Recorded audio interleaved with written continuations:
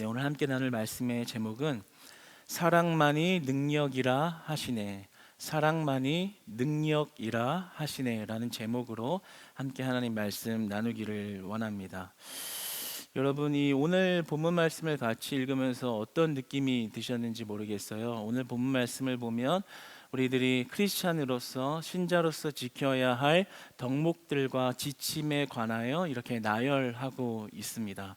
이 신자로서 당연히 해야 할 덕목 그리고 행해야 할 지침들에 대해서 이렇게 우리에게 권면하고 있지요.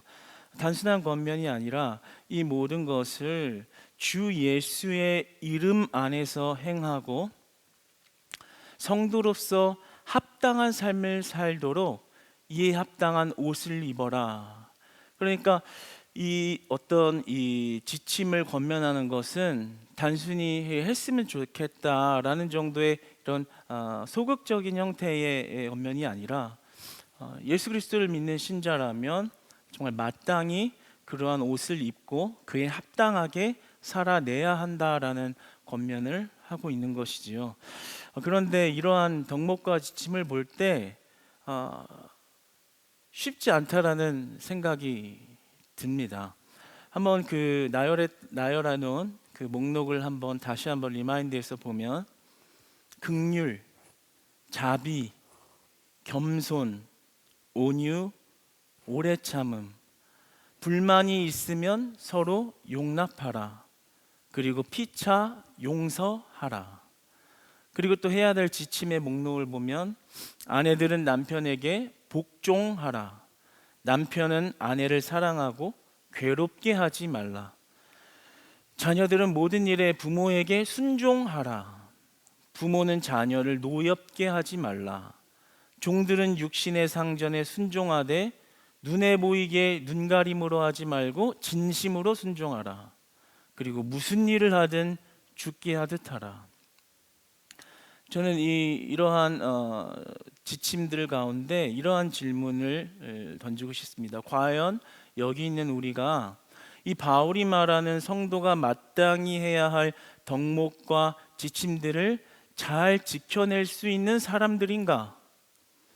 여기서 말하는 이런 행동 지침들을 우리는 지키며 살고 있는가? 지켜낼 수 있는가에 대해서 질문하며 오늘 말씀을 같이 시작하고 싶습니다. 저에게 이 말씀 묵상하면서 크게 와닿았던 여러 가지 부분들이 있지만 아내를 괴롭게 하지 말라. 네. 왠지 더 크게 와닿는 거예요. 필리핀 갔다 와서 며칠 안 된 그 사이에도 아내를 꽤 괴롭게 한 것 같아서요. 네. 제가 갔다 와서 왜 그랬는지 모르겠는데 쿠팡에 들어가서 무언가 물건을 산 거예요. 사실 아령을 샀어요. 왜 샀는지 모르겠어요. 괜히 평상시에 안 사다가 필리핀 갔다 온 휴유증인 것 같기도 하고 괜히 갔다 와서 아령을 샀는데 이게 요즘에는 이제 새벽 배송해서 이제 시키면 바로 다음날 오잖아요. 왔는데 제가 생각했던 것보다 너무 큰 아령이 왔어요. 여러분 사진만 보고 막 시키면 안 돼요. 네, 사이즈를 재고 세야 되는데 귀찮으니까 적당하네 하고 사는데 막 이따시만한 게 온 거예요. 세상에 뭐 어떡해요. 뭐 다 내가 의도한 거였고 너무 마음에 든다 뭐 이러고 있는데 이제 아내는 이게 짐이 될 게 이제 뻔하고 이제 들지도 않을 게 뻔하고 한 자리 차지하고 먼지만 쌓여가면서 애들은 다칠 확률도 높아지고 막 이제 쓰레기 짐덩어리가 될 거를 이렇게 시킨 걸 아니까 이제 좀 이제 그러면서 이제 저에게 당부를 하더라고요. 이제 최 목사님 다음부터는 꼭 뭐 사기 전에 이렇게 나한테 한번 얘기를 해주고 한 번만 상의를 좀 해주고 구입을 해주세요. 알았다고. 네. 그러고 나서 이제 몇 시간 지나고 나서 까먹었어요. 까먹고 또 쿠팡을 열고 왜 그런지 모르겠어요. 누가 막 지령을 내리는 것 같아요. 막 사라고 막 내가 사고 싶어서 그런 게 아니에요. 누가 막 사라고 뇌에서 막 속삭여서 그래서 이제 왠지 우리 하나에게 이제 초등학교 이제 입학하니까 독서 스탠드가 필요하겠다. 그래서 샀는데 또 이만한 게 온 거예요. 나 독서 스탠드 한 요만한 줄 알았거든요. 근데 주문해서 왔는데 진짜 이만한 거예요. 세상에 요즘 환불 교환도 되는데 그게 다 뜯으면은 안 되거든요. 뜯었거든요. 그래서 이제 이만한 걸 설치를 해놓으니까 이제 사모가 내가 어제 얘기하지 않았냐. 예. 그래서 이제 할 말이 없는데 좀 그랬어요. 그래서 저도 이제 속으로 생각으로 내가 왜 그랬을까 그런 생각을 했는데 약간 화가 난 건지 괴로운 건지 약간 그런 어떤 사이에서 왔다 갔다 하는 저희 사모를 보면서 이렇게 자책을 많이 했습니다. 아내를 괴롭게 하지 말라. 그렇게 따지면 저는 지금 이 말씀을 묵상하는 이 기간 며칠 안 되는 시간을 또 아내를 괴롭게 한 거예요. 가벼운 예가 될 수 있지만 과연 우리가 이런 말씀의 일부의 일부를 이런 세부적인 내용들을 얼마나 지키며 잘 이행하며 신자답게 살 수 있는가에 대해서는 우리가 우리의 삶으로 직접적으로 적용해 들어간다면 쉬운 문제가 절대 아니라는 거죠. 그냥 말로써 우리가 그렇게 의례적으로 그렇게 해야지라는 모습이 이상적인 모습일 수 있지만 실현되면 너무나도 행복하고 아름다운 모습일 수 있지만 실제적인 면에서 우리에게 너무나도 쉽게 넘어지는 연약함의 모습들이 있다라는 거죠. 자녀를 노엽게 하는 것, 무엇이든 죽게 하는 것에서 죽게 하듯이 하라라는 그런 말에 늘 넘어지는 저 자신의 모습도 발견하게 됩니다. 그런데 만약에 이런 덕목들과 지침들을 완전하게 다 잘 지켜낸다면 그것은 이 땅이 아니라 천국이라는 생각이 들었습니다. 싸움이 없고 불평이 없고 용서만 있고 기쁨만 있고 이 모든 게 다 완벽하게 지켜내면 그것이 어떻게 이 땅이겠어요? 천국이겠죠. 그런데 제가 하고자 하는 말은 이 덕목과 지침의 나열이 잘못됐다는 것이 아니라 우리가 이런 일들을 행하는 데 있어서 완벽한 이행이 불가능한 자들이라는 것을 알아야 한다는 거예요. 이 지침이 너무나도 우리에게 과한 요구를 하고 있는 것이 아니라 애초에 우리는 이것을 완벽하게 이행하는 것이 불가능한 자들이라는 거죠. 여러분, 그렇다면 우리가 이러한 것을 잘 지킨다면 온전한 성도가 되는 걸까요?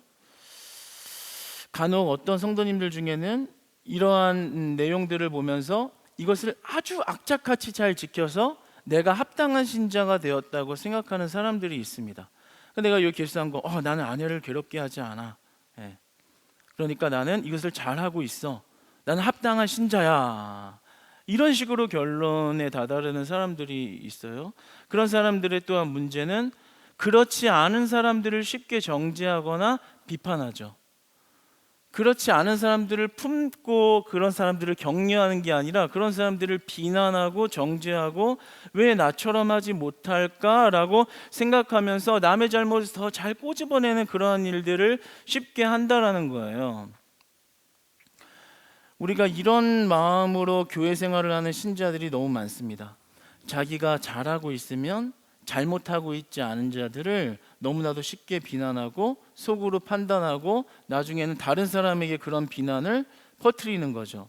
나의 생각은 저게 옳다, 이렇게 해야 되는데 저 사람은 저렇게 안 한다, 저렇게 못한다 라는 식의 그런 비난인 겁니다.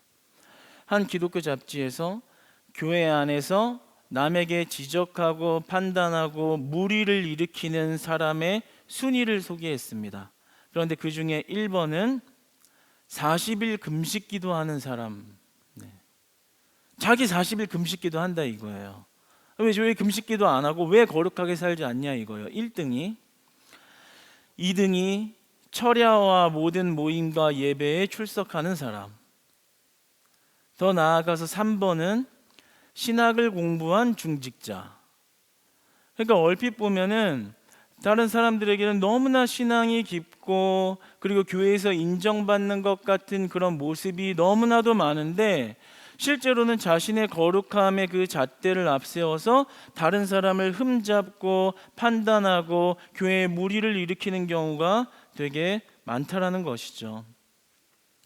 여러분, 바울이 말하고 있는 이 성도들의 지침과 덕목은요, 크리스찬들이 완벽하게 해내고 그에 준하지 못하는 자들은 비난받아 마땅해야 된다라는 것을 이야기하고 있는 걸까요?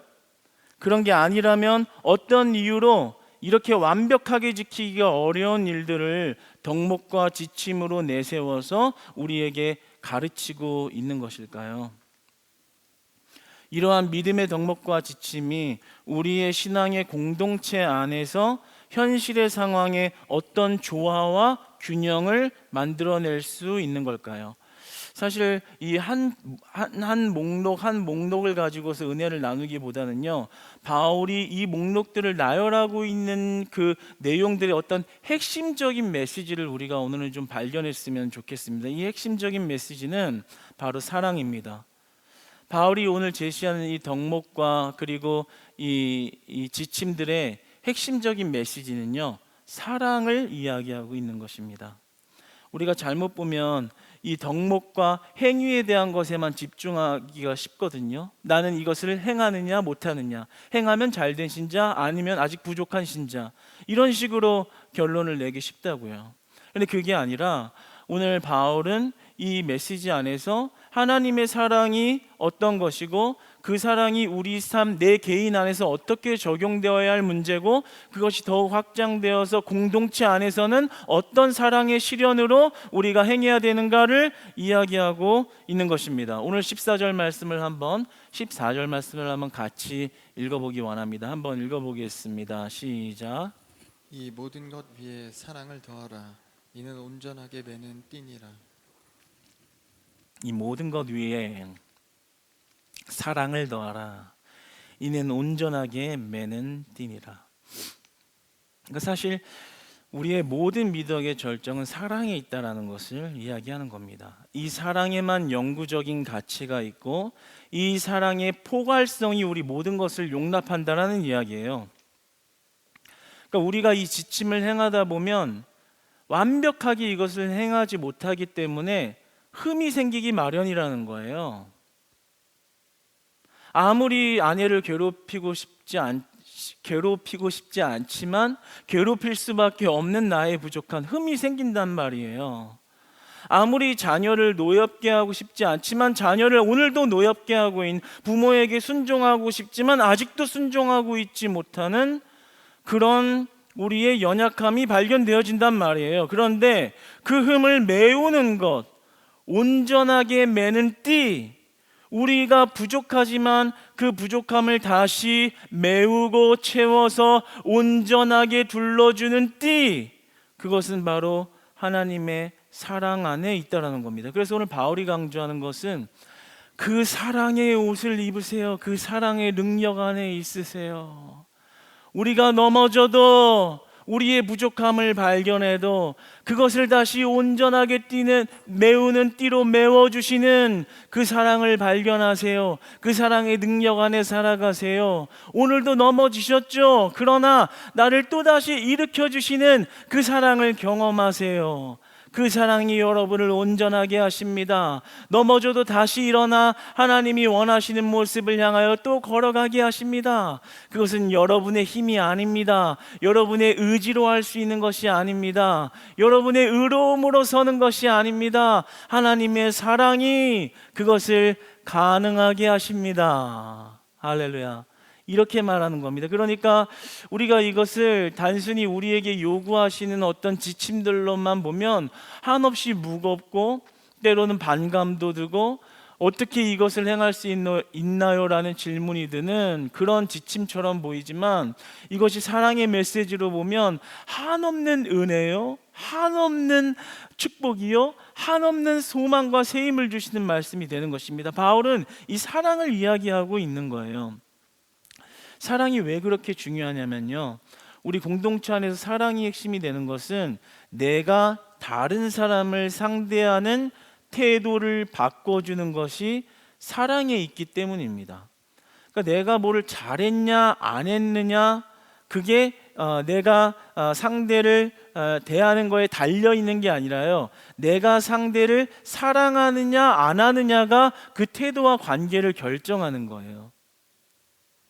갈라디아서 5장 14절은 우리와 율법과 우리의 삶의 관계를 이렇게 정리합니다. 갈라디아서 5장 14절 말씀 한번 같이 읽어보겠습니다. 시작.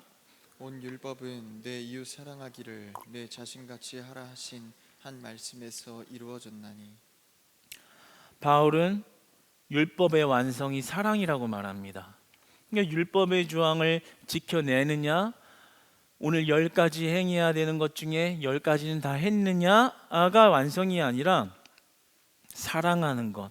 근데 어떤 사랑이라고 말해요? 내 이웃, 내 옆에 있는 사람 사랑하기를 내 자신같이 사랑하는 것으로 율법이 이루어진다. 이렇게 이야기하는 거예요. 그런데 우리는 이러한 메시지를 보면 또 율법적으로 해석하거든요.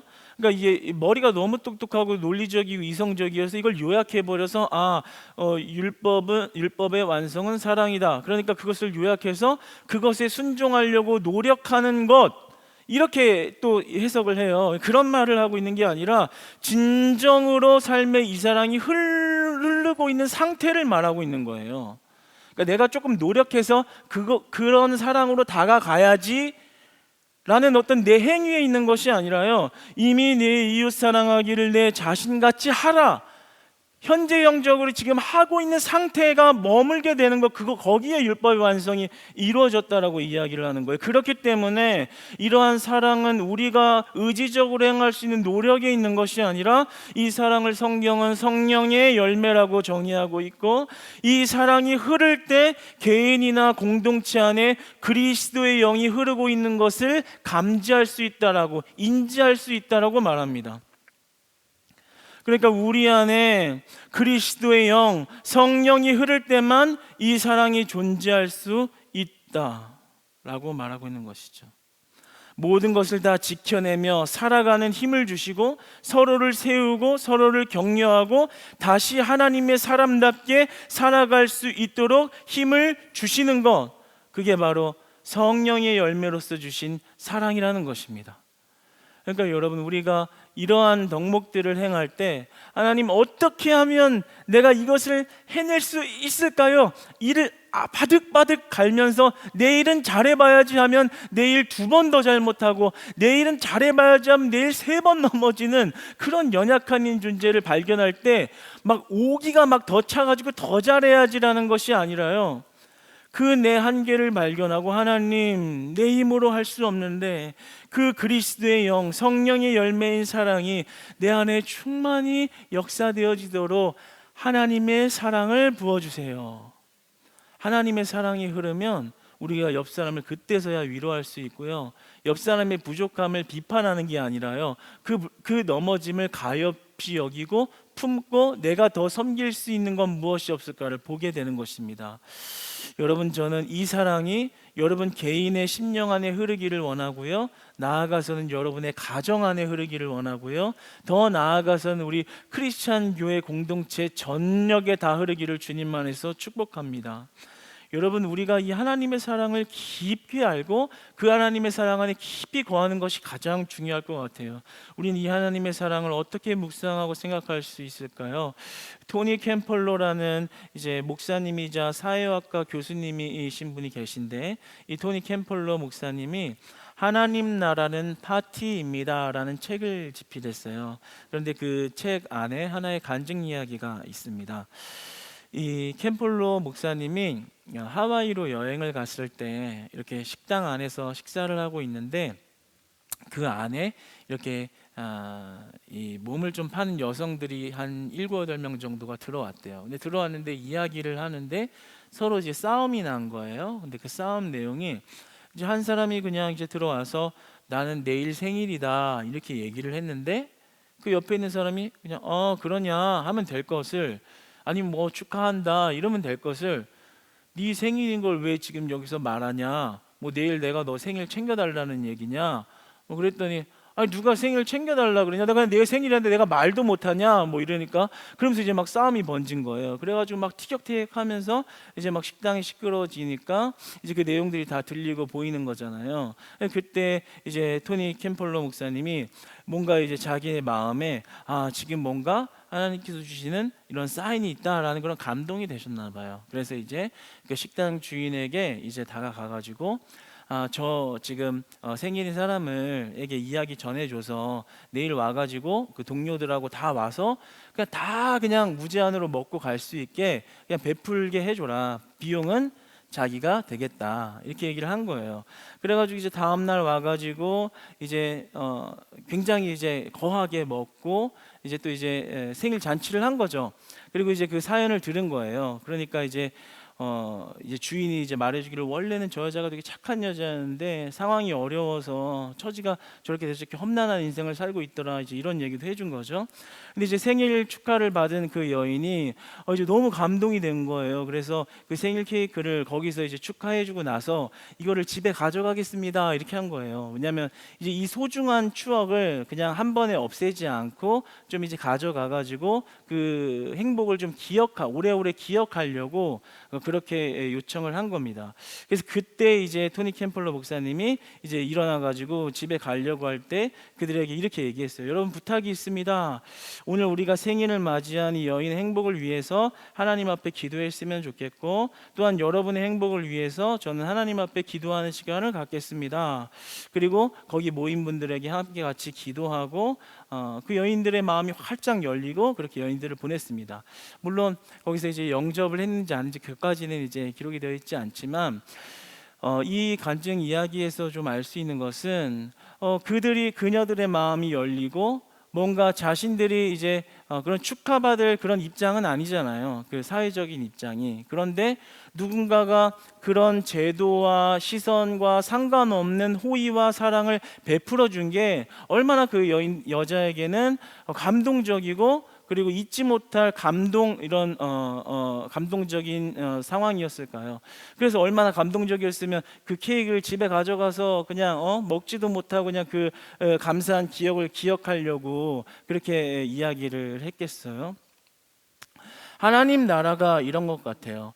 다 설명하기에는 너무나도 소소한 이야기일 수 있지만 하나님 나라는 파티입니다 라는 그 제목 속에서 우리가 알 수 있는 것은 용서받을 수 없는 자, 남이 볼 때는 아닌데, 남이 볼 때는 축하받을 만한, 그리고 위로받을 만한, 용서받을 만한 자격이 없는데 라는 생각을 할 수 있지만, 하나님이 보실 때는 그도 귀하고 축하받을 만하고 그리고 그 파티에 들어올 만한 자격이 있다고 말씀하시는 용서의 한계가 없고 사랑의 한계가 없고 그리고 용납의 한계가 없는 하나님의 사랑, 인간의 상식과 문화적인 차원과 우리의 질서의 차원을 넘어버리는, 우리가 헤아리거나 이해할 수 없는 영역의 사랑, 그 사랑이 우리에게 임한 것이죠. 그 파티에 참여할 자격이 없는 내가 그 파티에 참여할 수 있는 이유는 하나님의 사랑 때문인 것입니다.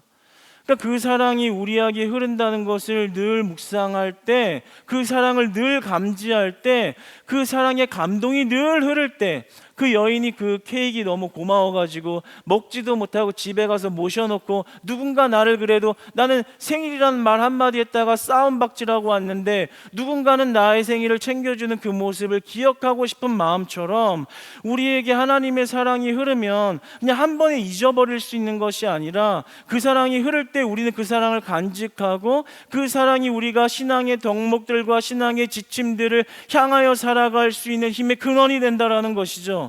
그래서 오늘 13절을 보면 서로 용납하고 용서하라 이렇게 말씀하시는데 우리의 힘으로 할 수 없다는 것을 이야기해요. 뭐라고 이야기해요? 주께서 너희를 용서하신 것 같이 너희도 그리하라. 그러니까 우리 사랑과 용서의 모범은 예수 그리스도에게 있다는 것을 이야기하는 거예요.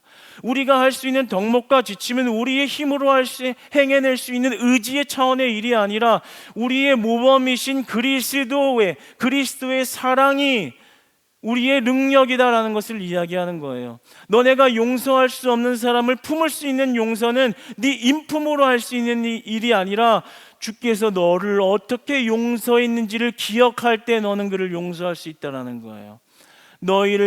주께서 너희를 용서하신 것 같이 너희도 그러하라. 사랑받을 수 없는 내가 사랑받았다는 것을 기억할 때 사랑할 수 없는 자를 사랑할 수 있는 거예요. 내가 자녀를 늘 노엽게 하는 만큼 내 성질이 더러운 부모라는 것을 내가 기억하지만 하나님이 그런 더러운 나를 어떻게 용납하셨고 어떻게 오래 참음으로 나를 받아주셨는지를 다시 내 심령의 깊은 신앙의 세포들이 깨어나 그 사랑이 감지되어지고 그 사랑의 감동이 흐를 때야 비로소 나는 나의 자녀를 노엽게 안 할 수 있는 말과 행실이 변화되는 것입니다. 부모께 순종하는 게 너무 어려워요. 너무 안 돼요. 내 의지로 날마다 넘어져 땅을 치고 후회하고 가슴을 치고 후회해도 다음날 또 버럭버럭 대드는 그런 모습이 자녀들에게는 있지만 그런 못난 모습을 용납해 주시고 품어주시는 하나님의 사랑이 흐를 때야 비로소 우리의 불같은 입술이 유연하게 되고 녹아지는 유연한 입술, 온유한 입술, 화평한 입술로 변화를 받는 줄 믿으시기 바랍니다. 그러니까 애초에 이 모든 일은 우리의 의지로 이 덕목을 행할 수 있다는 출발 자체가 잘못된 것입니다. 이미 넘어질 수 있고 넘어질 수밖에 없는 자이지만 그 넘어진 우리를 다시 일으키시는 하나님의 사랑 안에 거하게 하는 것, 이것이 바울이 말하고 있는 우리에게 주시고자 하는 메시지인 것입니다.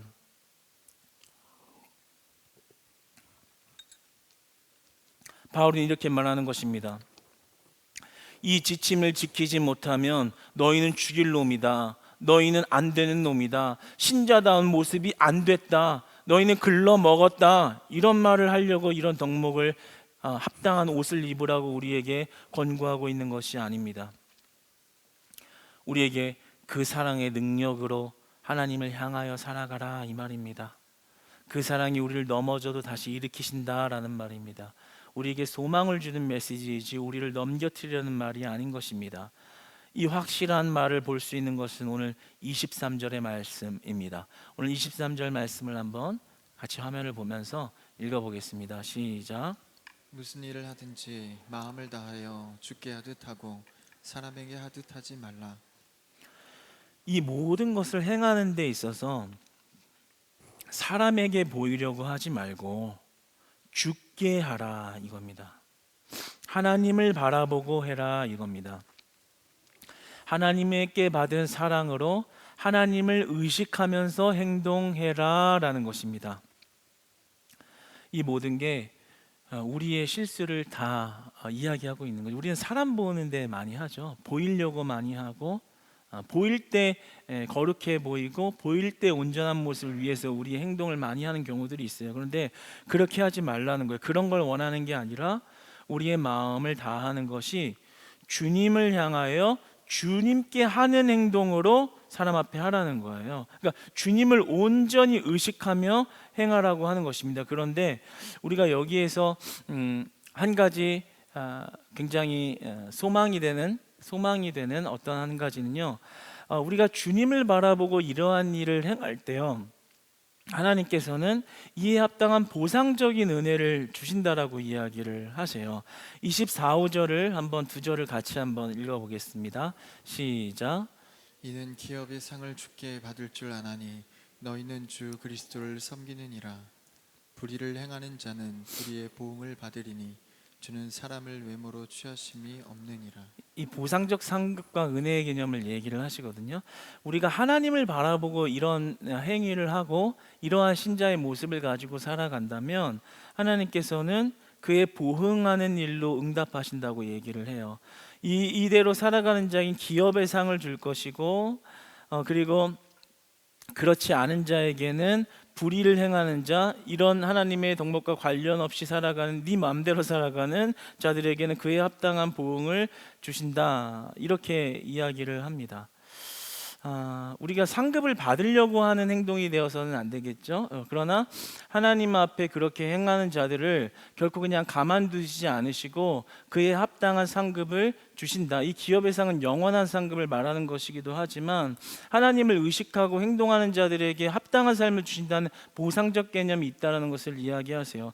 출애굽기 2장 17절과 20절에서 21절을 한번 보기를 원하는데요. 출애굽기 2장 17절 그리고 20절에서 21절 말씀, 우리 화면으로 혹시 띄워줄 수 있으면 한번 좀 띄워주시기 바랍니다. 출애굽기 2장 17절 20절에서 21절 말씀입니다. 제가 한번 읽어보겠습니다.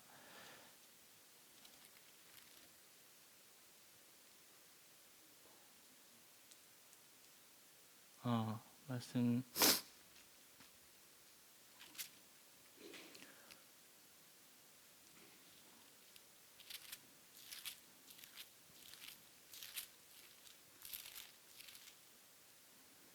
말씀 구절이 네. 잠깐 내려주시게. 말씀 구절을 조금 잘못 찾았네요. 네네. 출애굽기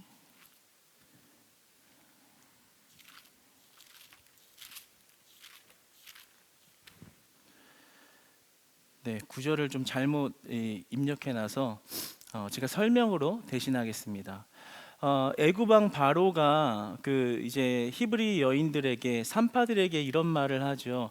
아들을 낳은 그런 자들의 아들들을 다 죽여라, 이렇게 명령을 합니다. 그에 대해서 이제 히브리 여인들이 자신의 상전이자 한 나라의 왕인 그 바로의 말에, 그 명령에 이행을 해야 하는데 그녀들이 그러한 행동을 하지 않습니다. 그러니까 왕의 명령을 거역하는 것이죠. 그런데 그렇게 한 이유가 성경에서 기록하기를 하나님을 경외했기 때문이라고 이야기합니다. 그러니까 아들을 그냥 죽여버리면 되는데 하나님이 무서워서 하나님께 행동한, 하나님을 의식했더니 그 하나님이 두려워서 왕의 명령을 어기고 하나님의 명령을 따르는 행동을 했다라는 거예요. 그랬더니 그 여인들을 흥왕하게 하셨다라고 기록하고 있습니다. 그 여인들이 이 땅에서 삶을 사는 동안 그 집안을 흥왕하게 하셨다라고 기록을 하고 있습니다. 그러니까 우리 하나님께서는 그냥 하나님 명령 따르고 살면 그냥 그것으로 끝난다라는 결론이 아니라요, 그래도 하나님을 의식하고 하나님을 경외하고 세상의 법도보다도 위에 계신 하나님을 의지하고 행동하고 따르는 자들을 결코 가만히 두시지 않는다라는 것을 보여주시는 거예요. 여러분, 여기서도 새 힘이 쏟아나시기를 주님께서 축복합니다. 저는 그 말씀에서 은혜가 되더라고요. 그 산파인 여인들이, 산파라는 것이 그렇게 대단한 직업이 아니잖아요. 그런데 그 중요한 말씀에서 모세가 정말 이제 어떻게 그 출애굽의 그 인물로 등장하는지 나오는 그 중요한 역사 속의 사건에서 고작 산파의 집안이 흥왕했다는 이야기가 성경 구절에 기록된 의미가 뭐겠어요? 무엇을 보여주고 싶은 거겠어요? 흥왕하려면은 아들을 죽이지 않고 예수님 말씀 따르면 이 집안에서 집안이 흥왕한다는 걸 보여주려는 거겠어요? 그게 아니라 하나님의 말씀을 기억하고 그 말씀을 마음에 새겨서 세상에 사람 보이려고 행동하지 않고 왕이니까 그냥 그래도 내가 해야지라는 것이 아니라 하나님의 말씀을 지키고 그 말씀대로 살아간 자들은 하나님이 끝까지 축복하신다라는 그 메시지를 보여주는 것이죠. 오늘 말씀 동일한 겁니다. 이 부분들이 사람을 보면서 의식하고 사람 보기에 좋은 신앙생활하는 것이 아니라 하나님의 주신 사랑으로 그 능력에 힘입어서 이 덕목과 지침을 행하며 살면 완벽하지 않고 넘어지기도 하지만 그 하나님이 축복을 주신다라는 거예요. 못했으니까 너는 벌 받아야 돼, 복종하지 않았으니까 벌 받아야 돼, 괴롭혔으니까 벌 받아야 돼, 넌 아니야가 아니라요, 네가 하나님의 사랑에 거해서 넘어졌어도 다시 일어나고 또 실패했어도 또다시 하나님의 사랑 안에서 또다시 하나님께 나아가고 그러한 하나님의 사랑 안에서 행하는 그 모든 삶의 모습 가운데는 하나님이 반드시 축복을 주시는 줄 믿으시기 바랍니다. 반드시 축복을 주시는 줄 믿으시기 바랍니다. 집안이 흥왕하게 하시는 축복을 주시고요, 더 나아가서는 뭐라고 해요? 기업의 축복을 주신다. 기업의 복을 주신다. 영원한 상, 기업의 상을 우리에게 약속하고 계십니다.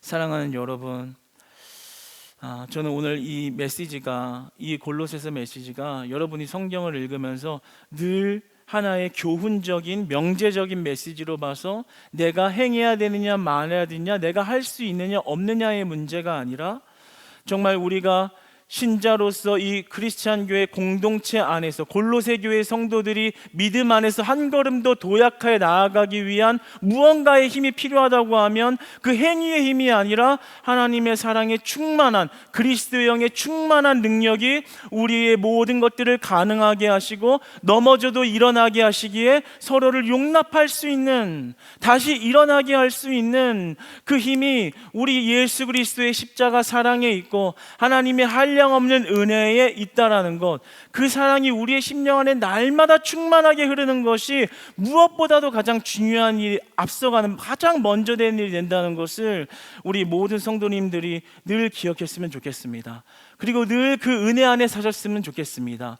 그래서 늘 그 은혜 안에 살다 보니까 하나님이 흥왕하게 하시는 복, 그 기업의 상이 나에게 있는 복, 하나님 사랑 안에서 살다 보니 넘어지고 실수할 때도 있지만 그 기업의 상이 내 것이라 말씀하시고 그 하나님이 흥왕하게 하시는 축복이 여러분의 삶의 챕터마다 여정마다 날마다 가득가득 메워지는, 우리의 흠을 메우는 온전한 띠가 되니라. 그 모든 것에 그리스도의 사랑을 더하라. 그 은혜가 우리 사랑하는 크리스찬 교회 모든 성도님들 가운데 날마다 충만하시기를 주님 안에서 진심으로 축복합니다.